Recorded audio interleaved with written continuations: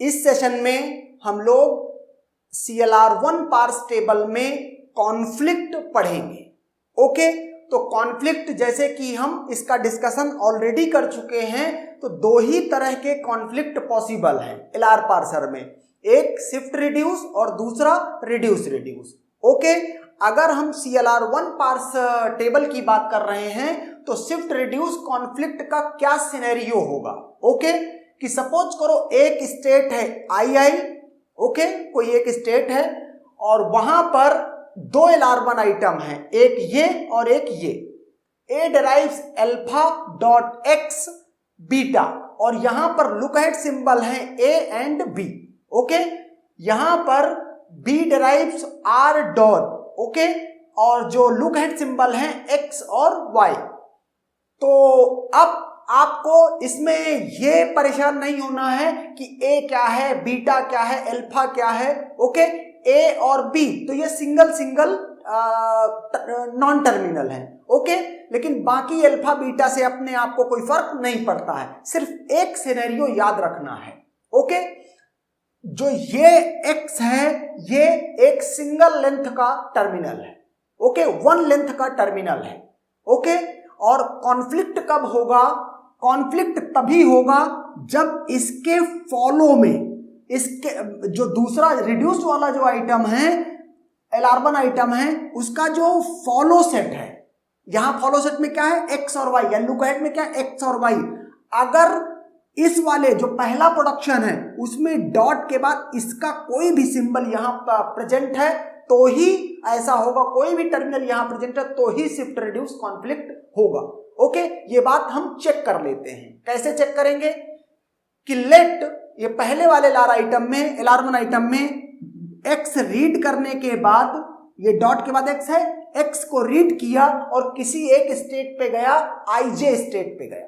Okay, तो आप entry क्या फिल करोगे? I रो में, अगर सपोज करो ये पार्शियल पार्ट है आपकी CLR1 पार्स टेबल का, ओके, तो उस केस में आप क्या करोगे? I वाली जो रो है उसमें X टर्मिनल के नीचे क्या फिल करोगे? SJ। ओके, J क्यों? क्योंकि I और सबस्क्रिप्ट में J स्टेट पर गया हुआ है, ट्रांजिशन हुआ है। ओके, अच्छा, इसकी एंट्री तो आपने फिल कर दी, अब रिड्यूस्ड आइटम की एंट्री को फिल कर दो। सपोज करो B derives R एक प्रोडक्शन है जिसका नंबर हमने ग्रामर में कर रखा है, लेट्स से कि 2 उसका नंबर कर रखा है, तो R2 फिल करूंगा। R2 II रो में R2 कहां फिल करूंगा? X और Y कॉलम के नीचे। X कॉलम मतलब यहां पर और Y कॉलम मतलब यहां पर। क्या फिल करूंगा? यहां फिल करूंगा R2 और यहां R2। तो आप देख सकते हैं कि एक सेल में multiple entry, means multiple entry का मतलब ये क्या है? ये क्या है? ये है SR कॉन्फ्लिक्ट। ओके, या अगर आप यहां पर देख के बोलना चाह रहे हैं तो ये X और ये X दोनों सेम हो गए हैं। जब भी इसका कोई सिंबल यहां जो फॉलो में जो लुक अहेड में जो सिंबल है वो डॉट के बाद आता है तो इसका मतलब यहां से इससे शिफ्ट बन रहा है और इससे रिड्यूस बन रहा है और ओवरऑल SR कॉन्फ्लिक्ट बन रहा है। ओके, ये था पहला point. Now come to RR conflict. RR conflict का सिनेरियो क्या होगा? सपोज करो कोई स्टेट है II, यहां पर दो LR1 आइटम है, एक ये और एक ये। ओके, अब यहां पर हमको अल्फा क्या है, गामा क्या है, उससे कोई मतलब नहीं है। ओके, डॉट एकदम लास्ट में होना चाहिए ताकि ये हो कि कंप्लीटेड आइटम है। Okay, LR1 completed item. तो अब यहां पर आप देखें सिनेरियो क्या होगा, कब कॉन्फ्लिक्ट आएगा। अब हम क्या करेंगे, इस प्रोडक्शन का सपोज करो नंबर है 1 और इस प्रोडक्शन का नंबर है ओरिजिनल ग्रामर में 2। ओके, तो R1 में कहां फिल करूंगा? II रो में R1 कहां फिल करूंगा? A और X में। यहां R1 फिल करूंगा और यहां R1 फिल करूंगा। और इसका प्रोडक्शन नंबर 2 है, R2 कहां फिल करूंगा? X में और B में। ओके, X में R2 फिल करूंगा और B में R2 फिल करूंगा। ओके, तो आपने देखा कि यहां X जो कॉमन है, जो दोनों का लुक अहेड जो कॉमन है उस पर कॉन्फ्लिक्ट हुआ है।